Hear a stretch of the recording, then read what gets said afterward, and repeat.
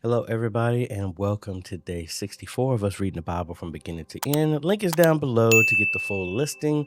And don't forget to leave a comment at the beginning and at the end of the video, first to encourage those to let everybody know where you are on your journey of reading the Bible, as well as at the end on what you got out of today's reading.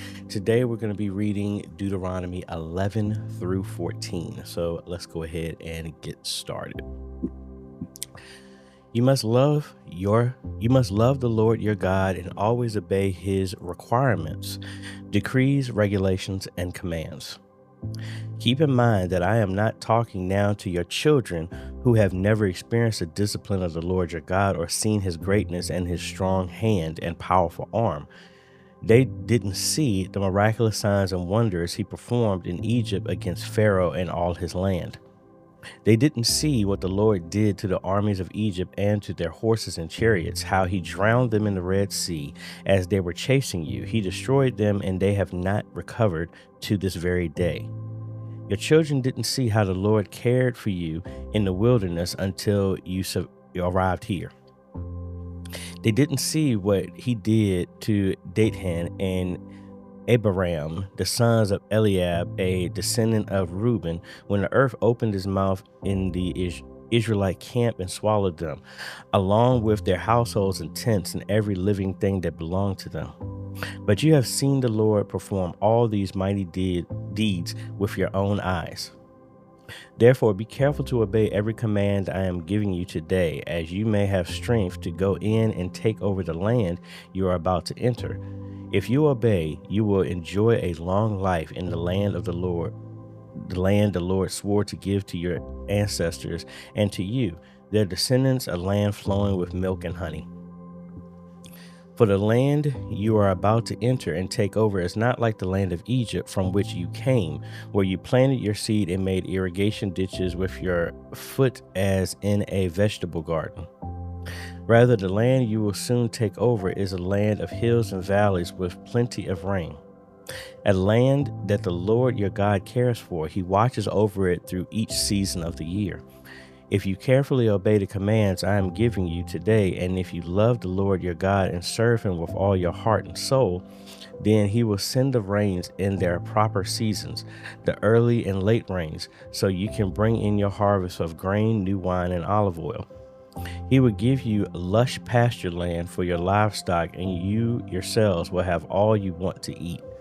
But be careful, don't let your heart be deceived so that you turn away from the Lord and serve and worship other gods. If you do, the Lord's anger will burn against you. He will shut up the sky and hold back the rain, and the ground will fail to produce its harvest. Then you will quickly die in that good land the Lord is giving you. So commit yourselves wholeheartedly to these words of mine. Tie them to your hands and wear them on your forehead as reminders. Teach them to your children. Talk about them when you are at home and when you are on the road, when you are going to bed and when you are getting up. Write them on the doorpost of your house and on your gates, so that as long as the sky remains above the earth, you and your children may flourish in the land the Lord swore to give your ancestors. Be careful to obey all these commands I am giving you. Show love to the Lord your God by walking in his ways and holding tightly to him. Then the Lord will drive out all the nations ahead of you, though they are much greater and stronger than you, and you will take over their land. Wherever you set foot, that land will be yours. Your frontiers will stretch from the wilderness in the south to Lebanon in the north, and from the Euphrates River in the east to the Mediterranean Sea in the west. No one will be able to stand against you, for the Lord your God will cause the people to fear and dread you, as he promised, wherever you go in the whole land. Look, today I am giving you the choice between a blessing and a curse. You will be blessed if you obey the commands of the Lord your God that I am giving you today. But you will be cursed if you reject the commands of the Lord your God and turn away from him and worship gods you have not known before. When the Lord your God brings you into the land and helps you take possession of it, you must pronounce the blessings at the Mount Gerizim and curse at the Mount Ebal. These two mountains are west of the Jordan River in the land of the Canaanites who live in the Jordan Valley near the town of Gilgal, not far from the oaks of Moreh. For you are about to cross the Jordan River to take over the land the Lord your God is giving you. When you take that land and are living in it, you must be careful to obey all the decrees and regulations I am giving you today. All right, next chapter, chapter 12. These are the decrees and the regulations you must be careful to obey when you live in the land that the Lord, the God of your ancestors, is giving you. You must obey them as long as you live. When you drive out the nations that live there, you must destroy all the places where they worship their gods, high on the mountains, up in the hills, and under every green tree. Break down their altars and smash their sacred pillars. Burn their Asherah poles and cut down their carved idols. Completely erase the names of their gods. Do not worship the Lord your God in the way these pagan peoples worship their gods. Rather, you must seek the Lord your God at the place of worship he himself would choose from among all the tribes, the place where his name will be honored. There you will bring your burnt offerings, your sacrifices, your tithes, your sacred offerings, your offerings to fulfill a vow, your voluntary offerings, and your offerings of firstborn animals of your herds and flocks. There you and your families will feast in the presence of the Lord your God, and you will rejoice in all you have accomplished because the Lord your God has blessed you. Your pattern of worship will change. Today, all of you are doing as you please. Because you have not yet arrived at the place of rest, the land of the Lord your God is giving you as your special possession. But you will soon cross the Jordan River and live in the land the Lord your God is giving you. When he gives you rest from all your enemies and you're living safely in the land, you must bring everything I command you, your burnt offerings, your sacrifices, your tithes, your sacred offerings, and your offerings to fulfill a vow, to the designated place of worship, the place the Lord your God chooses for his name to be honored. You must celebrate there in the presence of the Lord your God with your sons and daughters and all your servants. And remember to include the Levites who live in your towns, for they will receive no allotment of land among you. Be careful not to sacrifice your burnt offerings just anywhere you like. You may do so only at the place the Lord will choose within one of your tribal territories. There you must offer your burnt offerings and do everything I command you. But you may butcher your animals and eat their meat in any town whenever you want. You may freely eat the animals with which the Lord your God blesses you.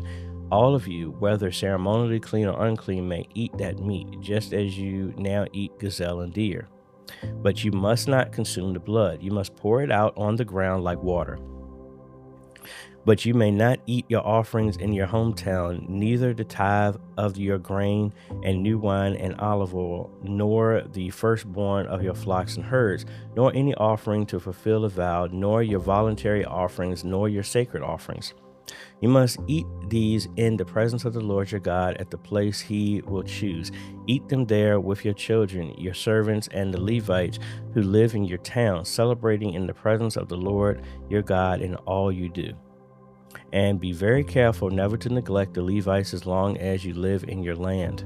When the Lord your God expands your territory as he has promised, and you have the urge to eat meat, you may freely eat meat whenever you want.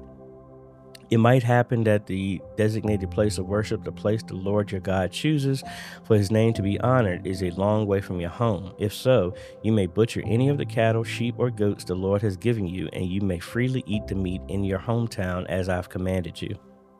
Anyone, whether ceremonially clean or unclean, may eat that meat just as you do now with gazelle and deer.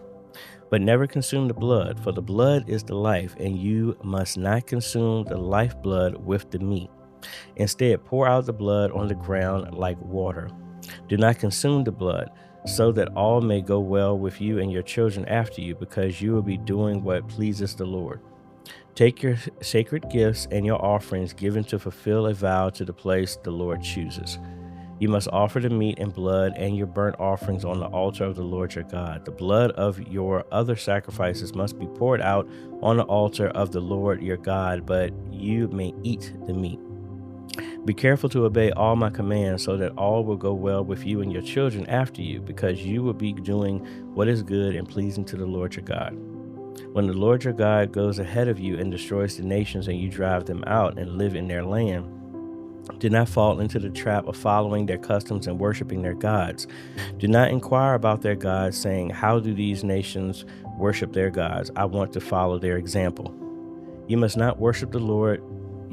You must not worship the Lord your God the way the other nations worship their gods, for they perform for their gods every detestable act that the Lord hates. They even burn their sons and daughters as sacrifices to the Lord, to their gods. So be careful to obey all the commands I give you. I must not add anything to them. You must not add anything to them or subtract anything from them. All right. Chapter 13. Suppose there are prophets among you and those who dream dreams about the future, and they promise you signs or miracles.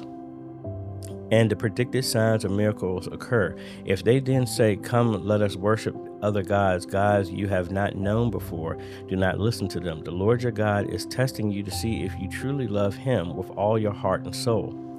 Serve only the Lord your God and fear him alone. Obey his commands, listen to his voice, and cling to him. The false prophets or visionaries who try to lead you astray must be put to death, for they encourage rebellion against the Lord your God, who redeemed you from slavery and brought you out of the land of Egypt. Since they try to lead you astray from the way the Lord your God commanded you to live, you must put them to death. In these ways you will purge the evil from among you. Suppose someone secretly entices you, even your brother, your son or your daughter, your beloved wife, or your closest friend, and says, let us go worship our gods, gods that neither you nor your ancestors have known. They might suggest that you worship the gods of peoples who live nearby or who come from the ends of the earth. But do not give in or listen, have no pity, and do not spare or protect them. You must put them to death. Strike the first blow yourself, and then all the people must join you in. Stone the guilty ones to death because they have tried to draw you away from the Lord your God, who rescued you from the land of Egypt and the place of slavery. Then all Israel will hear about it and be afraid, and no one will act so wickedly again. When you begin living in the towns of the Lord your God is giving you, you may hear the scoundrels among you are leading their fellow citizens astray by saying, let us go worship other gods, gods you have not known before. In such cases, you must examine the facts carefully. If you find that the report is true and such a detestable act has been committed among you, you must attack that town and completely destroy all its inhabitants as well as all the livestock. Then you must pile all the plunder in the middle of the open square and burn it. Burn the entire town as a burnt offering to the Lord your God. That town must remain a ruin forever. It may never be rebuilt. Keep none of the plunder that has been set apart for destruction. Then the Lord will turn from his fierce anger and be merciful to you. He will have compassion on you and make you a large nation, just as he swore to your ancestors. The Lord your God will be merciful only if you listen to his voice and keep all his commands that I am giving you today, doing what pleases him. All right, our last chapter, 14. Since you are the people of the Lord your God, never cut yourselves or shave the hair above your foreheads in mourning for the dead. You have been set apart as holy to the Lord your God, and he has chosen you from all nations of the earth to be his own special treasure. You must not eat any detestable animal that are ceremonially unclean. These are the animals you may eat: the ox, the sheep, the goat, the deer, the gazelle, the roe deer, the wild goat, the addax, the antelope, and the mountain sheep. You may eat any animal that has completely split hooves and chews the cud. But if the animal doesn't have both, it may not be eaten. So you may not eat the camel, the hare, or the hyrax. They chew the cud, but do not have split hooves, so they are ceremonially unclean for you. You may not eat the pig. It has split hooves, but does not chew the cud, so it is ceremonially unclean for you. You may not eat the meat of these animals or even touch their carcasses. Of all the marine animals, you may eat whatever has both fins and scales. You may not, however, eat marine animals that do not have both fins and scales. They are ceremonially unclean for you. You may eat any bird that is ceremonially clean. These are the birds you may not eat: the griffin, vulture, the bearded vulture, the black vulture, the kite, the falcon, buzzards of all kinds, ravens of all kinds, the eagle owl, the short-eared owl, the seagull, hawks of all kinds, the little owl, the great owl, the barn owl, the desert owl, the Egyptian vulture, the cormorant, the stork, herons of all kinds, the hoopie, and the bat. All winged insects that walk along the ground are ceremonially unclean for you and may not be eaten, but you may eat any winged bird or insect that is ceremonially clean. You must not eat anything that has died a natural death. You may give it to a foreigner living in your own town, or you may sell it to a stranger, but do not eat it yourselves, for you are set apart as holy to the Lord your God. You must not cook a young goat in its mother's milk. You must set aside a tithe of your crops, 1/10 of all your crops you harvest each year. Bring this tithe to the designated place of worship, the place the Lord your God chooses for his name to be honored, and eat it there in his presence. This applies to your tithes of grain, new wine, olive oil, and the firstborn males of your flocks and herds. Doing this will teach you always to fear the Lord your God. Now, when the Lord your God blesses you with a good harvest, the place of worship he chooses for his name to be honored might be too far from you to bring the tithe. If so, you may sell the tithe portion of your crops and herds, put the money in a pouch, and go to the place the Lord your God has chosen. When you arrive, you may use the money to buy any kind of food you want: cattle, sheep, goats, wine, or any other alcoholic drink. Then feast there in the presence of the Lord your God and celebrate with your household. And do not neglect the Levites in your town, for they will receive no allotment of land among you. At the end of every third year, bring the entire tithe of that year's harvest and store it in the nearest town.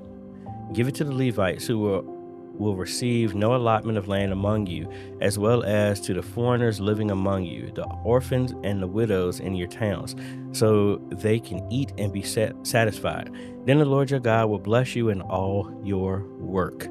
And that is it. Leave a comment down below what you got out of today's reading, and we look forward to seeing you on our next day's reading.